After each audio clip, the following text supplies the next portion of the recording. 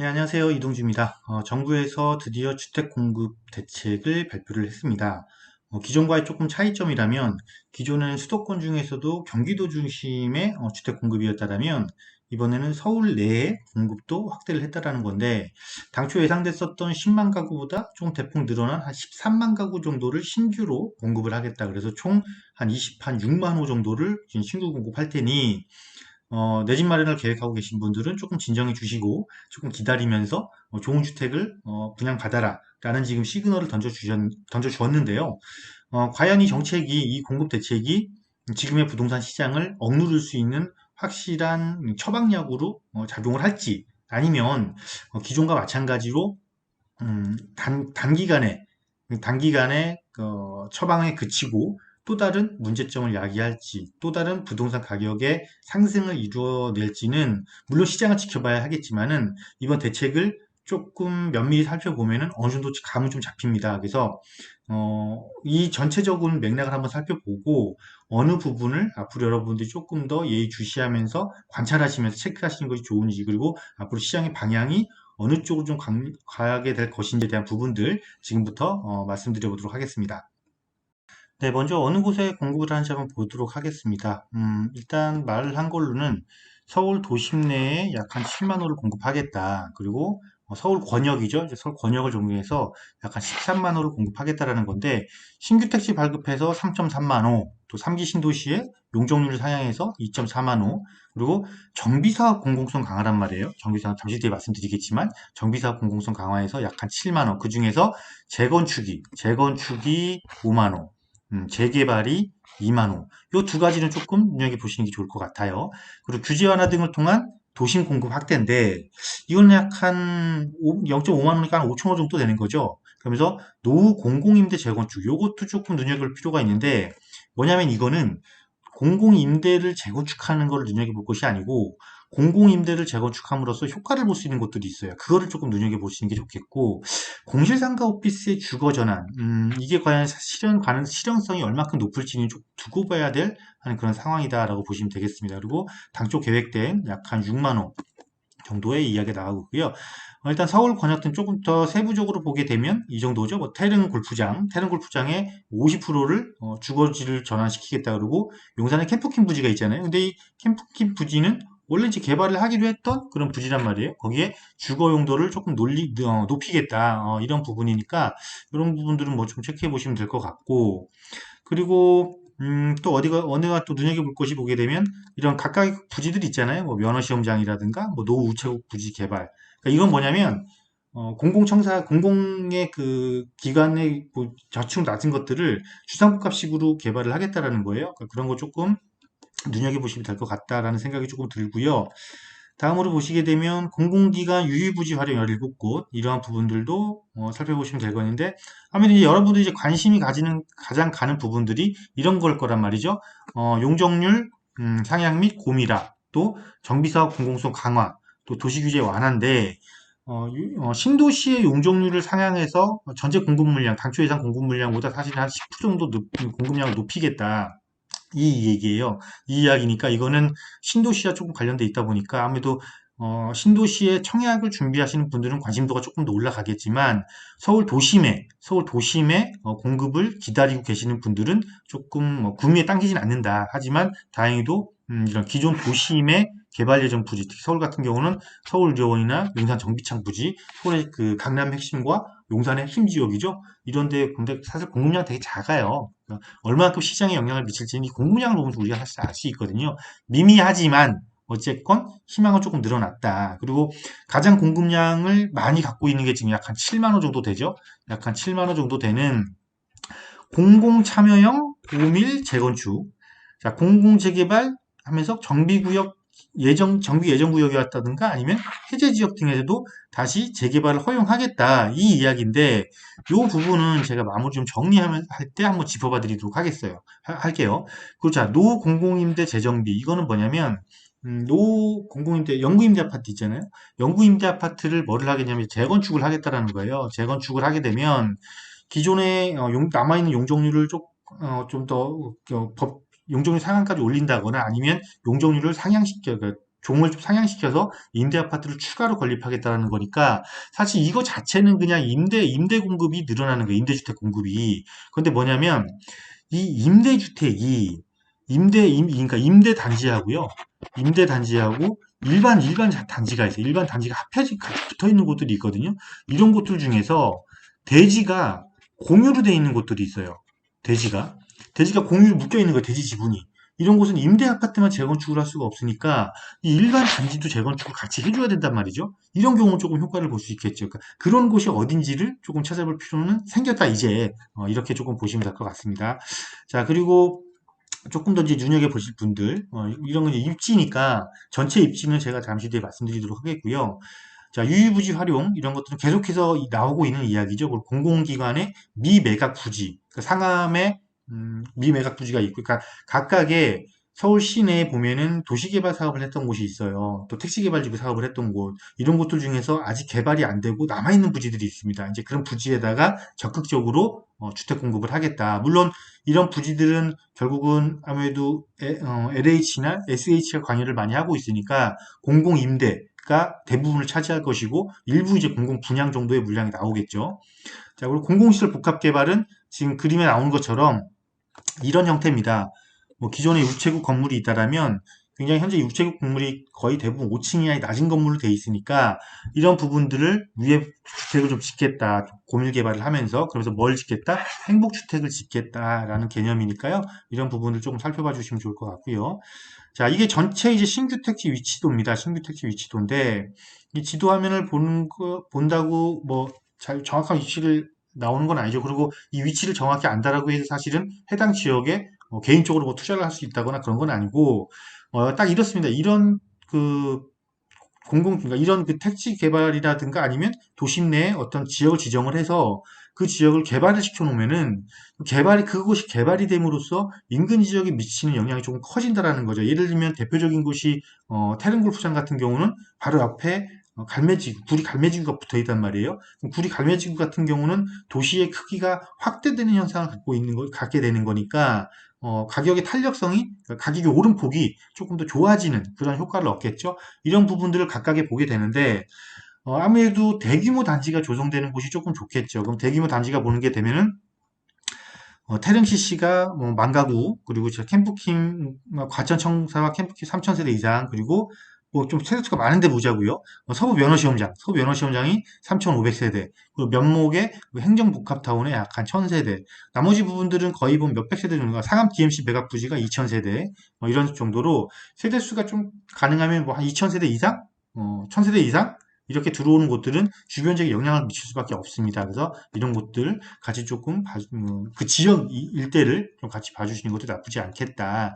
그 신도시 용적률 상향은 어쨌건 전체 신도시의 공급 물량이 늘어나는 거니까 신도시 내에서 그 청약을 준비하고 계신 분들한테 조금 희소식이죠. 그리고 아무래도 이번에 대책 발표를 하면서 30대와 신혼부부들이 청약을 받을 수 있게끔 조금 특별 공급 물량도 이미 늘려놨죠. 제도에서 좀 늘려놨고 또 그들의 그 조건을 조금 더 좋게 해주겠다라고 하니까 지금 젊은 층들, 그러니까 30대면서 또 아니면 또 신혼부부 좀 기대를 해볼 만 하겠죠. 기대해볼 만 하겠고요. 자, 이제 중요한 건 이겁니다. 서울 시내에 얼마만큼의 공급 물량이 늘어날 것이냐. 자, 재건축 재개발을 늘리겠다. 일단 굉장히 좋은 소식처럼 보여요. 그런데 조건을 우리가 한번 잘 따져볼 필요가 있다는 거예요. 공일 재건축을 보게 되면요. LH나 SH 등 공공이 참여하는데 이게 소유자 3분의 2 동의를 얻어야 된다라는 거. 그리고 물론 이렇게 해서 2배 이상 공급을 하겠지만 자, 기부 체납으로 환수하겠다라는 겁니다. 이게 결국 핵심이죠. 자, 고밀 재건축을 하게 되면요. 뭐와 연결이 되어 있냐면요. 해당 주거 지역의 쾌적성과 연결이 되어 있어요. 그러면 예를 들면 이거예요.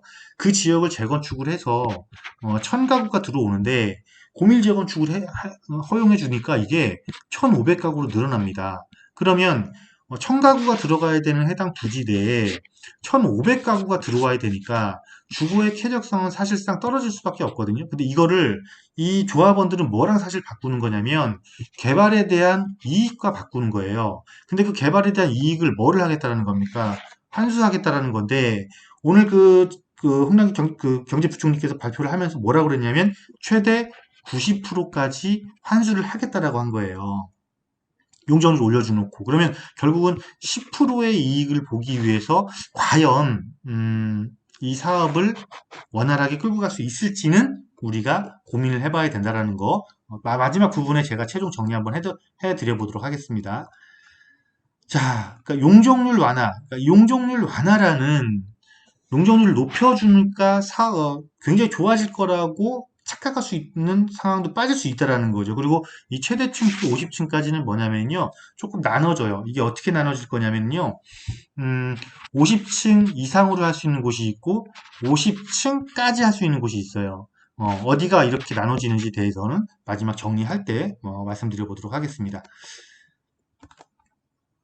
자, 잠깐 말씀드린 부분이 이 부분인데 기존 재건축에서는 지금 현재 이 그림상을 놓고 보면 이익이 굉장히 이렇게 이 부분이 예를 들면 기부 채납 50% 하고 일반 분양까지 해서 세대수가 많이 늘어난다 이 개념인데 공공재건축을 하게 되면 일반 분양분이 굉장히 많이 늘어날 것입니다. 이 이야기는 하고 있지만 결국은 뭐냐 그림상으로는 이렇게 나타나 있지만 사실적으로는 이 남는 이익의 90%를 환수한다. 이게 결국은 핵심 아니겠습니까? 이 90%를 환수를 하게 되면 결국 조합원의 이익은 크게 늘어나지 않는다. 그러니까 내가 손실되는 것 대비해서 얻는 이익이 작다라면 과연 조합원들의 동의를 얻어내기가 쉬울 것이냐라는 부분은 조금 더 심각하게 고려해 볼 필요가 있다. 그리고 물론 공공재개발 같은 경우는 이런 경우죠. 이런 곳이 조금 좋아지겠죠. 정비 예정구역으로 지정돼 있으나 사업이 굉장히 더딘 곳 또는 박원순 전 서울시장이 계실 때 재개발을 굉장히 많이 해제했잖아요. 뉴타운 실태조사를 하면서 해제했지만 지금 다시 주민들이 적극적으로 재개발을 하려고 애쓰는 곳들이 좀 있단 말이에요. 이런 지역들은 공공재개발로 전환을 시킨다라면 사업의 속도를 좀 빨리 할 거예요. 그런 부분들은 관심 가져볼 만하다. 근데 문제는 이겁니다. 이렇게 한다고 해서 너무 또 지나치게 치고 나가는 곳들이 있을 거예요. 치고 나가는 곳들이 있으면 그런 경우에는 규제를 할 겁니다. 계속 모니터링을 해서 어떤 식의 규제를 할 거냐면 토지거래 허가제를 시행을 하겠죠. 토지거래 허가제를 시행을 하는데 사실상 우리가 이건 생각해 볼 필요가 있어요. 토지거래 허가제가 가격이 오른 다음에 시작됩니까? 가격이 오르기 전에 시작됩니까? 물론 가격이 오르고 나서 토지거래 허가제를 시행을 할 거라는 거죠. 결국 누가 이익을 본다? 어쨌건 움직인 사람이 이익을 본다라는 거를 여러분들이 조금 더 유념하셨으면 좋겠다라고요. 조금 보면 지분적립형 분양주택 개입인데 여기 나오죠? 지분적립형 분양주택. 이게 무슨 이야기냐면요. 이렇게 보시면 돼요. 지분 분양형이니까 저기 있네요. 지분 적립형. 지분 적립형 분양주택은 예를 들어 자금이 부족하단 말이에요. 자금이 부족하니까 나눠서 갖는 거예요. 이렇게 예를 들면 구입할 때 25%, 중간에 25%, 중간에 25%, 마지막에 25%. 그러니까 예를 들면 한 4번 정도에 거쳐서 분양대금을 나눠내는 거죠. 물론 그 기간 동안은 그 분양대금을 안 낸 만큼은 임대료를 지불을 하면 되겠죠. 그런 식으로 해서 이거는 사실 나쁜 개념이 아니에요. 굉장히 좋은 방식 중에 하나예요. 그런데 여기에 대한 조금 더 면밀한 계획이 조금 수립된 다음에 해야겠죠. 이렇게 되면 중간에 만약에 처분하고 싶다. 그 처분할 때 당연히 SH나 LH에서 이거를 환수해 갈 텐데 그러면은 결국은 이 지분 적립형 분양받은 사람은 사실상 그냥 임대에 거주하다가 임대료 내다가 어, 그냥 이거를 중간에 처분할 경우에는 이익을 하나도 못 보고 나오는 상황이 발생을 하게 되거든요. 이런 부분도 조금 더, 이런 부분들에 대해서 어떻게 해결을 해줄지, 그것도 같이 조금 더 동시에 고민을 하면서 진행을 하면은 굉장히 좋은 정책이 아닐까라는 생각을 해봅니다. 자, 그래서 총체적으로, 점검을 좀 해보면 이건 것 같아요. 3기 신도시 용적률 상향하겠다. 어쨌건 신도시에 청약을 준비하신 분들과 좀 기대감을 갖고 있는 분들 높아졌고, 그러니까 청약 당첨 물량이 늘어난 거니까 조금 더 현재까지 무주택을 잘 유지하셔서 청약 쪽 가점이 높은 분들은 조금 더 기다릴 필요는 있겠고, 물론 그때 우리가 핵심은 이겁니다. 핵심은. 자, 서울의 주택 가격이 오른 가장 큰 이유는 이거예요. 자, 많은 분들이 어디에 거주하시고 싶어 하십니까? 많은 분들이 거주하고 싶어 하는 곳, 바로 어디죠? 도심이라는 거죠. 도심. 도심이면서 어디와 무슨 조건이 좀 좋겠냐. 역세권을 찾는 거예요. 그러면서 무슨 주택? 신규 주택 중에서도 아파트를 찾는 거란 말이죠. 그러면 계속해서 부족한 거는 이거라는 거를 누가 지금 계속해서 정부에 신호를 줬냐면 수요자가 신호를 줬어요. 결국 그 수요자가 준 신호를 정부에서 어느 정도 받아들여서 8사 공급 대책을 발표를 했는데 아직까지는 사실 전체적으로 현재까지 딱 보게 되면 과연 이 8사 공급 대책이 시장의 수요를 시장의 수요를 억누를 것이냐라는 거는 조금 아직까지 지금 정책으로 봐서도 퀘스천이다. 왠지 볼까요? 자, 공공재건축을 늘린다고 합니다. 공공재건축. 좋아요. 용적률을 높여줄게. 대신에 기부 체납 해주면 이게 조금 문제라는 거죠. 그리고 아무리 이게 용적률을 높여줘서 재건축을 한다고 해도 지금 한번 볼까요? 여기서도 기부 체납하죠. 또 하나의 문제가 있습니다. 자, 재건축을 하려면 뭐를 해야 돼요, 우리? 안전진단을 해야 돼요. 안전진단. 근데 지금 안전진단이 2018년도에요. 다시 어떻게 바뀌었냐면 구조안전성이 50%가 돼야 돼요. 웬만한 단지 이 구조안전성 50% 넘기가 굉장히 어렵습니다. 그 안전진단 제도의 문제점을 조금 더 개선해주면은 어쨌건 이 정부에서 이번에 대책 발표한 걸 쫓아갈 확률이 조금이라도 높아지는데 이 자체를 이렇게 규제하면서 이 공공재건축을 늘리겠다 의심이 조금 가는 부분이고요. 자, 두 번째 재건축에 또 문제점은 뭐가 있습니까? 분양가 분상제라고 하죠. 분양가 상한제. 아무리 내가 이거 사업을 한다고 해도 분양가를 내가 예를 들면 분양가를 4천만 원을 받고 싶어요. 그런데 자, 정부에서 2천만 원만 받으래요. 어떡합니까? 최근에도 어디서 이런 근거가 나왔죠? 둔촌주공. 둔촌주공 조합에서 3천만 원 이상. 결국은 얼마예요? 2,900만 원대의 분양가가 책정이 됐죠. 나머지 이거 누가 다 책임지는 겁니까? 조합이 책임지는 거죠. 자, 그리고 세 번째. 재건축 초과이익. 그러니까 재초제죠. 재건축 초과이익 환수제. 음. 최대 얼마까지? 초과이익의 50%까지 환수를 한답니다. 여기서도 기존 재건축에서도 환수를 하는데 용적률을 올려서 또 환수를 하겠다. 이게 지금 공공재건축을 활성화하고자 하는 의지가 담겨 있는 것이냐. 즉 이거는 뭐냐면 공급이 원하는 때에 제때 과연 이루어질 수 있느냐라는 데는 의구심을 굉장히 갖게 되는 부분이다. 라고 보여지고요. 자, 다음은 또 뭡니까? 재개발, 공공 재개발. 이거는 조금 관심 가져볼 만해요. 왜냐면 여러분, 지금 서울에서는 재건축 물량도 많지만 사실 재개발을 해야 되는 곳이 굉장히 심각해요. 그나마 재건축은 아파트이기 때문에 주변 기반시설이 어느 정도 갖춰져 있지만 재개발은요, 지금도 차량이 제대로 못 들어가는 곳도 많고요. 비역세권인 곳도 많아요. 그런데 이곳이 과거에는 재개발 구역이었어요. 뉴타운이었죠. 그런데 이게 2012년도부터 본격적인 해제가 됐단 말이에요. 해제가 됐고 지금 최근에 다시 또 시간이 많이 지났죠. 노후도가 높아지면서 다시 개발에 대한 필요성이 많이 올라갔어요. 그래서 이번 공급 대책에서 실제로 이게 공급 역할을 빨리 해줄 수는 없어요. 다시 해야 되는 그 시간이 필요하니까. 하지만 예를 들면 이 공급 대책을 통해서 투자의 새로운 그 틈새를 찾는다라면 이 시장은 굉장히 활성화될 확률이 높다. 때문에 어느 지역을 눈여겨보시는 것이 좋냐면 기존의 재개발 지역으로 지정이 되었다가 어떻게 된 곳? 해제된 곳. 해제된 곳 중에서 신축 주택이 많이 없는 곳, 많이 안 들어선 곳. 어떤 곳들은 신축 주택이요. 어마어마하게 들어온 곳도 있거든요. 이것은 공공재개발도 사실 힘들어요. 그리고 공공재개발로 이걸 전환하게 되면 지금 현재까지는 서울시에서 다시 구역 재개발 기본계획 수립 받으려면은요, 75% 동의해 오세요인데 이거를 몇 프로로 완화해 줄 거냐면 50%로 완화해 준다고 합니다. 그러면 재개발은 아무래도 재건축보다는 조합원 자격에 대한 그 전매 금지 되는 부분도 관리 처분 이유니까 굉장히 좀 유리한 부분이 많거든요.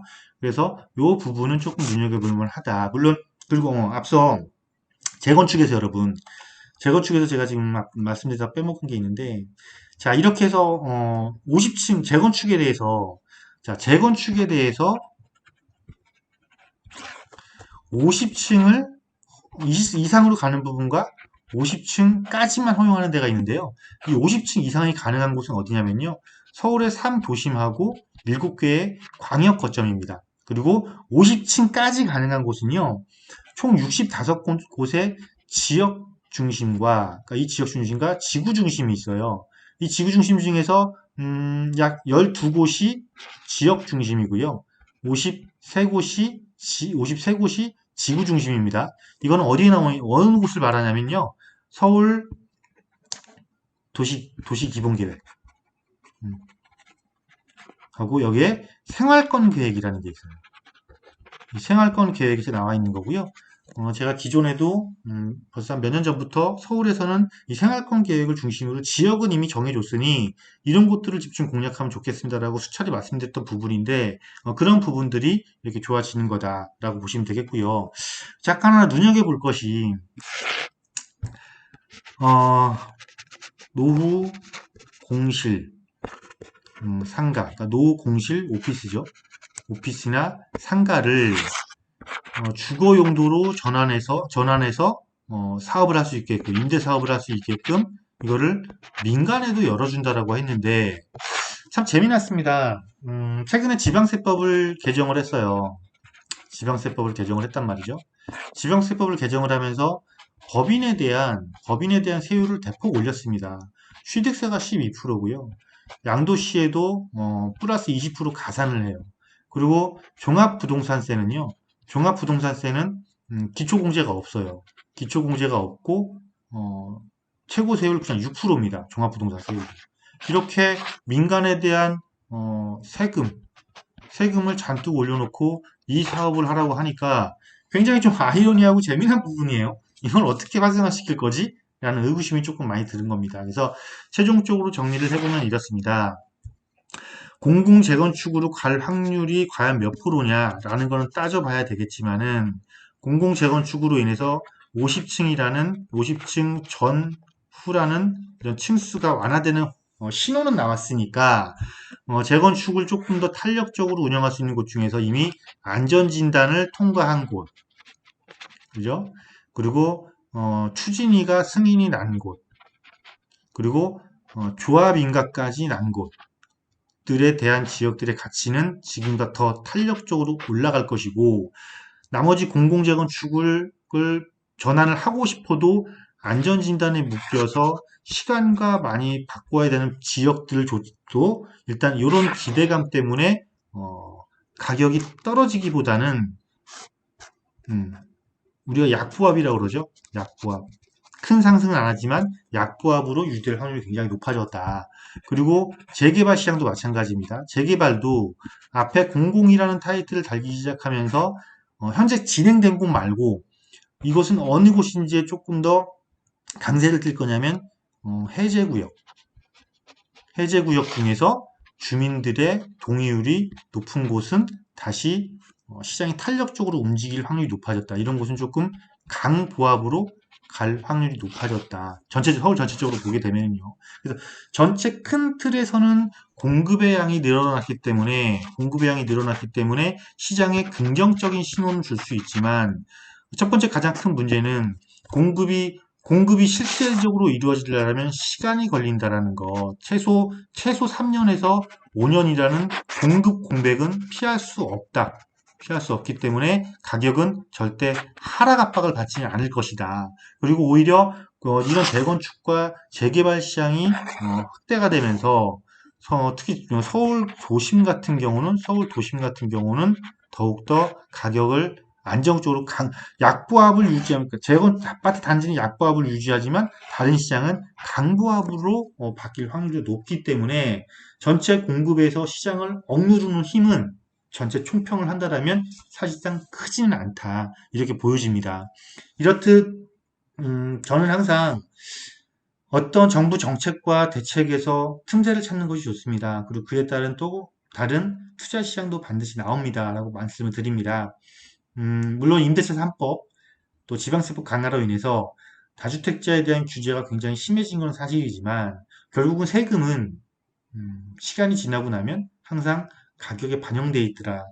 이것은 여러분들이 꼭 기억을 하셨으면 좋겠고요. 마지막으로 정부 정책에 조금 바라는 거는 제발 수요자들이 살고 싶은 곳에 살고 싶은 주택을 좀 공급 좀 하게 해줘라. 그리고 민간에서 공급하는 거를 자꾸 특정인이 가져가는 이익으로만 생각하지 말고 결국은 그 이익이 누군가 가져감으로 인해서 더 이상 가격 폭등을 방지하는 역할도 할 수 있다라는 거를 조금 인지를 해주셨으면 좋겠다라는 걸로 오늘 마무리를 하겠고요. 전체 시장은 부동산 시장은 어쨌건 여러분들이 생각하는 것처럼 걱정하는 부분도 많으시겠지만 정책을 잘 분석을 하고 판단을 한다면 너무 큰 걱정을 안 하셔도 항상 꾸준하게 흘러갈 수밖에 없는 게 부동산 시장이다. 앞으로도 저희가 그 영자TV를 통해서요, 이렇게 투자의 방식이라든가 투자의 지역, 특히나 50층 기준으로 해서 앞서 말씀드린 것처럼 서울의 그 생활권객 말씀드렸잖아요. 이러한 부분들 제가 틈틈이 영자TV를 통해서 여러분들에게 어떤 지역들이 있는지 또 그 지역을 어떻게 눈여겨보시는 게 좋은지에 대한 부분들 살펴봐 드리도록 하겠습니다. 네, 감사합니다.